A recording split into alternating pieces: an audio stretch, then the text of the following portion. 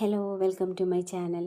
അപ്പോൾ രാവിലത്തെ കുറച്ച് കുക്കിംഗ് ഒന്ന് കണ്ടാലോ? അപ്പോൾ ഒരു ബ്രേക്ക്ഫാസ്റ്റിൻ്റെ പ്രിപ്പറേഷനാണ് കേട്ടോ. അപ്പോൾ നമ്മൾ പൊട്ടറ്റോയും മുട്ടയൊക്കെ യൂസ് ചെയ്തിട്ട് ഒരു കറിയാണ് ഉണ്ടാക്കുന്നത്. ഇന്നത്തെ രാവിലത്തെ ബ്രേക്ക്ഫാസ്റ്റ് അപ്പമാണേ. അപ്പോൾ അപ്പത്തിന് സൈഡായിട്ടാണ് ഈ കറി ഉണ്ടാക്കുന്നത് കേട്ടോ. അപ്പോൾ അതിന് വേണ്ടിയിട്ട് നമ്മൾ മുട്ടയൊക്കെ ഒന്ന് പുഴുങ്ങിയെടുത്തിട്ടുണ്ട്. ഇനി അതിൻ്റെ തോടൊക്കെ ഒന്ന് കളഞ്ഞെടുക്കുന്നുണ്ട്. അപ്പോൾ ഇത് പൊട്ടറ്റോ മാത്രം യൂസ് ചെയ്തിട്ട് നമുക്ക് ഈ കറി ഉണ്ടാക്കാം. പക്ഷേ മുട്ട രാവിലെ ഹെൽത്തി ആണല്ലോ കഴിക്കാൻ. അപ്പോൾ അതുകൊണ്ടാണ് മുട്ടയും കൂടെ ചേർക്കുന്നത് കേട്ടോ. ഇനി നമ്മളൊരു ചട്ടി വെച്ചു. അതിലേക്ക് ആവശ്യത്തിനുള്ള വെളിച്ചെണ്ണയാണ് യൂസ് ചെയ്യുന്നത്. പിന്നെ കട്ട് ചെയ്ത് വെച്ചിരിക്കുന്ന സവാളയും പച്ചമുളകും കറിവേപ്പിലയൊക്കെ ചേർത്ത് നന്നായിട്ടൊന്ന് വഴറ്റിയെടുക്കുന്നുണ്ട് കേട്ടോ. അങ്ങനെ സവാളയൊക്കെ ഒന്ന് നന്നായിട്ട് വഴണ്ടി വരുന്ന സമയത്ത് നമ്മൾ ഗ്രീൻ പീസാണ് ആഡ് ചെയ്യുന്നത്. ഞാനിവിടെ യൂസ് ചെയ്തേക്കുന്നത് ഫ്രോസൺ ഗ്രീൻ പീസാണ് കേട്ടോ. അപ്പോൾ അല്ലാത്ത ഗ്രീൻ പീസ് ആണെങ്കിൽ നമ്മൾ തലേ ദിവസം തന്നെ ഒന്ന് കുതിർത്തിട്ട് ഒന്ന് ജസ്റ്റ് വേവിച്ചിട്ട് ഇതിലിട്ടാൽ മതി. അങ്ങനെ ഗ്രീൻ പീസും കൂടി ചേർത്ത് നന്നായിട്ടൊന്ന് വഴറ്റിയ ശേഷം കട്ട് ചെയ്ത് വെച്ചേക്കുന്ന പൊട്ടറ്റോ ആണ് ചേർക്കുന്നത്. ഈ പൊട്ടറ്റോയും കൂടെ ചേർത്ത് ഒന്ന് വഴറ്റിയെടുക്കുന്നുണ്ട്. ഇനി നമുക്കിതിലേക്ക് ആവശ്യത്തിനുള്ള ഉപ്പ് ചേർത്ത് കൊടുക്കാം.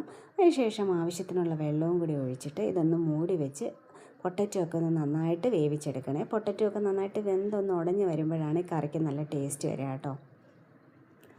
അങ്ങനെ മൂടി വെച്ച് കൊടുത്തു. ഇനി നമുക്കിതിനുള്ള അരപ്പൊന്ന് തയ്യാറാക്കാം.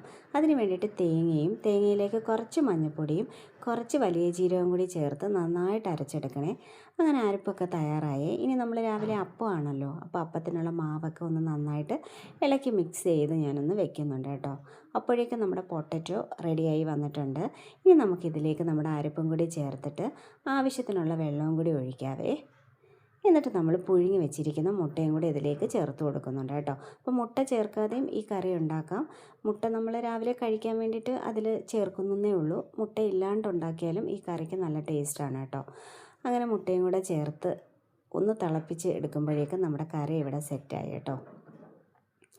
അങ്ങനെ കറിയുടെ പ്രിപ്പറേഷനൊക്കെ കഴിഞ്ഞു. ഇനി നമ്മൾ അപ്പം ഉണ്ടാക്കാൻ പോവുകയാണേ.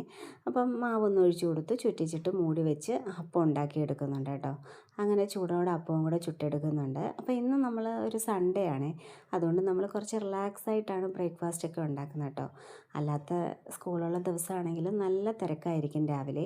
ബ്രേക്ക്ഫാസ്റ്റും ലഞ്ച് ബോക്സിൻ്റെ പ്രിപ്പറേഷനും എല്ലാം ആയിട്ട് നമുക്ക് ഒട്ടും സമയം ഉണ്ടാവില്ല കേട്ടോ. അതുകൊണ്ട് ഇന്ന് നല്ല റിലാക്സ് ആയിട്ടുള്ള കുക്കിംഗ് ആയിരുന്നു. അങ്ങനെ നമ്മുടെ ബ്രേക്ക്ഫാസ്റ്റ് നല്ല ചൂടപ്പവും നല്ല ചൂട് പൊട്ടറ്റോയും മുട്ടയൊക്കെ ചേർത്തിട്ടുള്ള കറിയാണ് കേട്ടോ. അപ്പോൾ ഒന്ന് ട്രൈ ചെയ്ത് നോക്കൂ. അപ്പോൾ ഇന്നത്തെ വീഡിയോ ഇഷ്ടപ്പെട്ടിട്ടുണ്ടെങ്കിൽ ലൈക്ക് ചെയ്യുക, ഷെയർ ചെയ്യുക, കമൻറ്റ് ചെയ്യുക. അതുപോലെ തന്നെ എൻ്റെ ചാനലൊന്ന് സബ്സ്ക്രൈബ് ചെയ്യുക. അപ്പോൾ ഇനിയും ഇതുപോലുള്ള വീഡിയോസുമായിട്ട് നമുക്ക് വീണ്ടും കാണാം. ബൈ.